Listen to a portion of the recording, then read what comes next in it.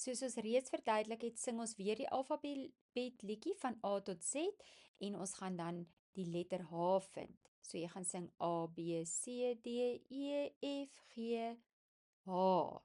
En almal bou op hulle borde H.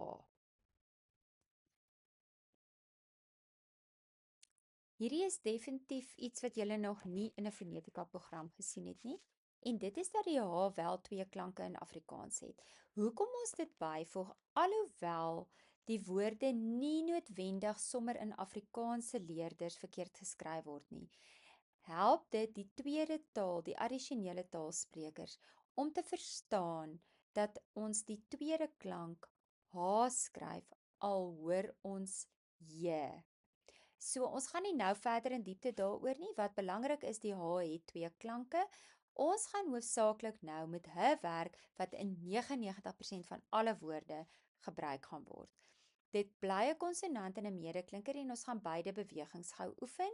Eerstens gaan jy jou arms uitreik en jy gaan al nie rondte draai soos 'n hen wat haar kuikens beskerm. Dan die tweede klank is, jy gaan opwys bo na die hemel en jy gaan die tweede klank sê. So hoe dit gaan klink is, H sê H, draai in die ronde met jou arms uitgestrek vir hen, en H sê J vir hemel, en jy wys op na die hemel.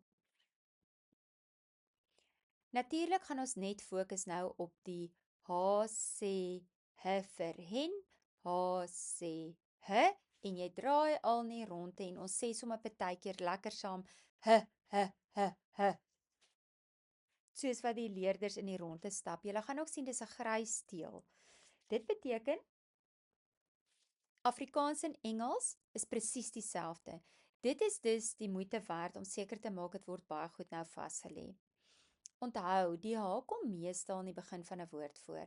Daar's slegs 2 woorde in Afrikaans wat leenwoorde is uit ander tale van awe en a. Al die leerders bou nou die H bokant die letter H. Ons wil die woord het skryf. Klap op julle arms, wat hoor julle? H, e, t. Bou nou die klanke. Die eerste 2 word onafhanklik deur die leerders gebou. Hulle het reeds die letters gedoen.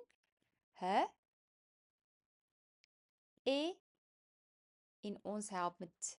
Natuurlik is dit 'n geslote lettergreep want ons het die kort klank van die e gebruik en nou skakel die leerders dit om na die letters toe. H, e, en ons help dus met t. En saam het ons die woord het geskryf. Ons wil nou die volgende woord lees. Ons skryf dit op die bord, die leerders kopieer en luister nou baie mooi. Ons kan reeds sien dis 'n geslote lettergreep, maar die e is ons moeilike letter want hy het 2 kort klanke. Dis moet die leerder nou besluit, gaan hy die e of die ä gebruik? En ons het vir hulle geleer in die vorige lesse dat ä gewoonlik gebruik word wanneer 'n r, l, k en 'n g na die e staan. Die leerders het nog nie die k behandel nie. Daarom gaan jy dit vir hulle uitwys en hulle lei om dan die ä-deel bokant die e aan te dui. Die h het ons nou net behandel, daarom kan hulle dit ook onafhanklik bou en ons help met die k. Nou gaan ons hierdie woord saam lees. H, ä, k, hek. Dit was nou ons laaste letter van die kwartaal, die letter H. Jy moet die naam ken, die naam is H, die bewegings, onthou daar's 2 klanke en die klank wat ons behandel het hierdie week is H. Toedeur, oopdeur is nie nou van toepassing nie, dit lei jou net om te sien of die klinker kort of lank gaan wees. Herken die letter H in woorde en lees die leeskaart. Maak seker lettervorming en die sleutelbord is afgehandel. Wat ook belangrik is leerders moet reeds weet, in Afrikaans gaan ons nie woorde op 'n H eindig nie.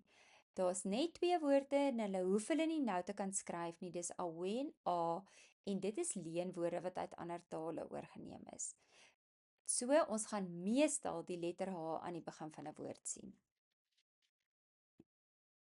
Hierdie video het kopiereg op.